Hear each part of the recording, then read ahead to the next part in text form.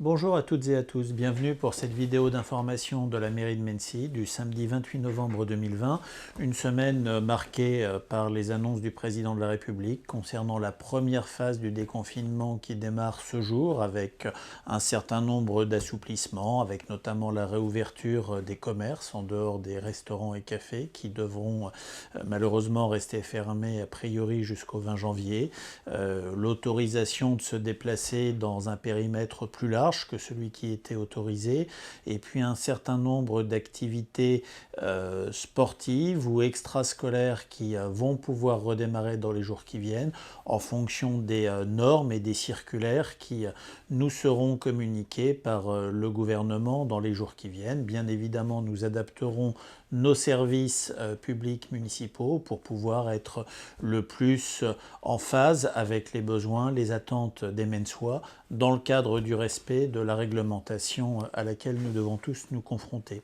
Cette semaine a également vu un nouvel acte ou une nouvelle tentative de dégradation sur la porte de Paris de la part de gens dont on peut s'interroger sur la santé psychiatrique.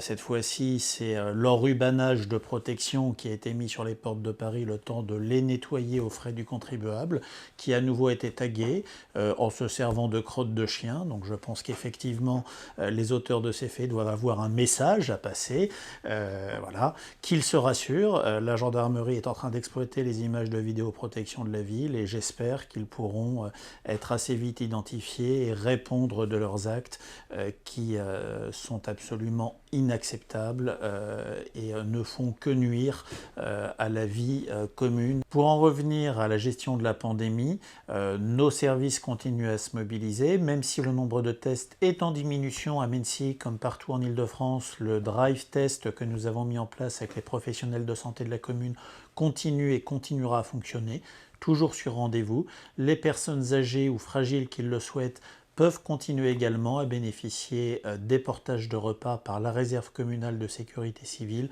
que je remercie encore une fois de sa mobilisation bénévole et civique. C'est un service mis en place par la commune de Mennecy pour les personnes les plus vulnérables.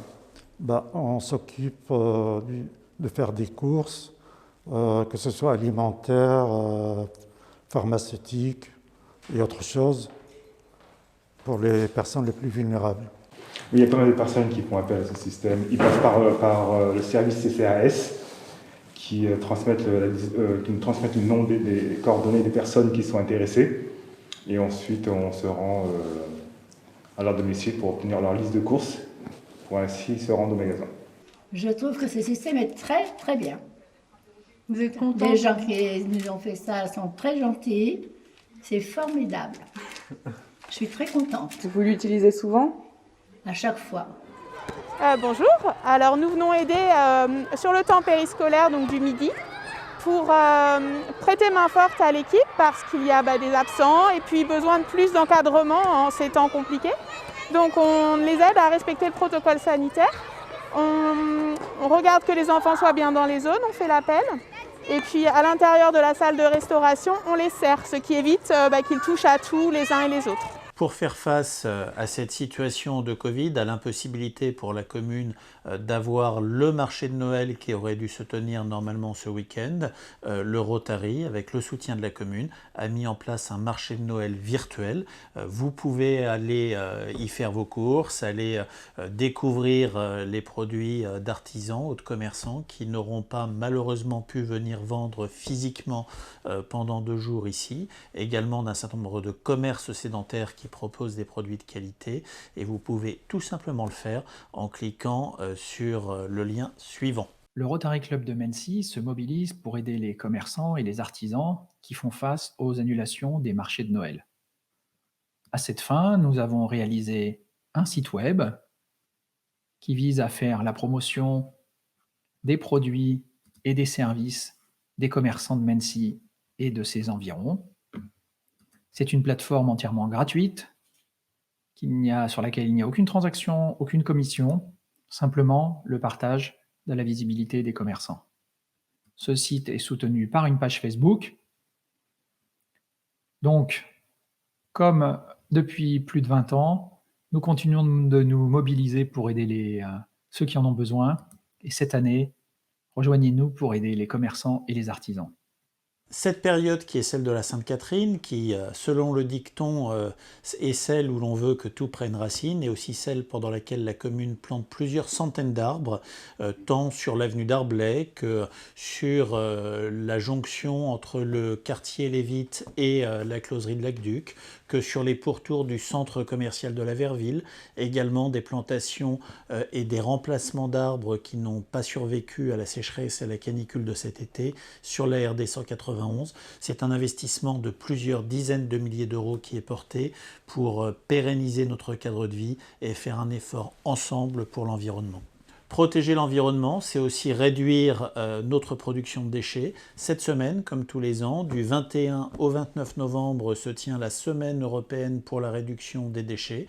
Dans ce cadre, comme nous l'avions impulsé l'année dernière, eh bien, c'est les enfants des écoles qui bénéficient de cours en inox. Il s'agit de produits recyclables, de produits sans perturbateurs endocriniens qui permettront aux enfants eh bien, de consommer moins de plastique au travers des consommables et puis aux familles de faire des économies en utilisant tout simplement de l'eau du robinet qui est parfaitement consommable, potable et saine.